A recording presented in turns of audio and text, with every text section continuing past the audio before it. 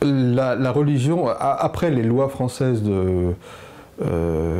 relatives à la séparation de l'Église, donc le pouvoir religieux et de l'État, et surtout au sortir de la Seconde Guerre mondiale, il y a eu comme un vent de liberté en France, et surtout après mai 68, après les révoltes étudiantes, où les gens, la plupart des jeunes, voulaient s'affranchir des normes religieuses, des normes de leurs parents, de leurs grands-parents, qui pour eux étaient quelque chose de dépassé.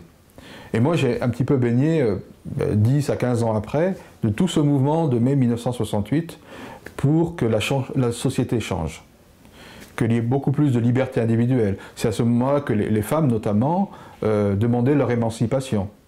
Hein, c'est à ce moment-là que tous les mouvements féministes se sont créés.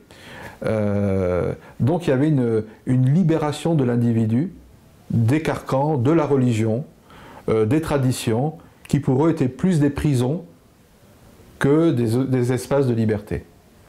Donc c'est la raison pour laquelle, et tout ça, ça vient aussi des États-Unis. Il faut savoir que les Alliés en 1945 ont libéré la France, et que en libérant la France, eh bien, les Américains ont abandonné leur culture. C'est la musique, la danse, la liberté sexuelle, etc., etc. Dans une France qui était assez puritaine, finalement, les Américains ont apporté un vent de liberté, entre guillemets, ce que j'appelle liberté de manière profane, qui n'est pas, islamiquement parlant, une liberté aujourd'hui. Mais, en revanche, à l'époque, et à mon époque, en 1980, ce vent de liberté soufflait encore. Et moi, j'étais dedans. J'étais encore dans les mouvements hippies des années 70, 75, Woodstock, Jimi Hendrix, Johnny Joplin. Moi, j'étais encore dedans. Parce que je voulais changer aussi, à ma manière, la société.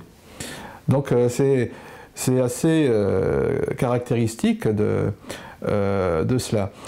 Aujourd'hui, en revanche, si vous dites à un jeune homme ou quelqu'un, quel est votre avenir, comment le voyez-vous, les gens sont beaucoup plus pessimistes aujourd'hui qu'auparavant.